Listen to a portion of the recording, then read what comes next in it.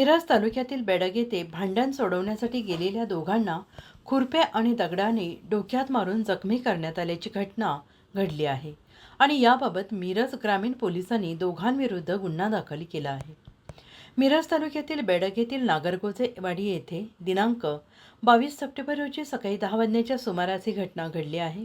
या प्रकरणी जखमी बंडू बापू नागरगोजे वय वर्ष 52 राहणार नागरगोजेवाडी बेडग यांनी विनायक बाळकृष्ण नागरगोजे, बाळकृष्ण शंकर नागरगोजे दोघे राहणार नागरगोजेवाडी बेडग यांच्या विरोधात पोलिसात फिर्याद दिली आहे आणि या घटनेमध्ये खंडू नागरगोजे आणि त्यांचा मुलगा श्रेयस खंडू नागरगोजे हे दोघे जखमी झाले आहेत।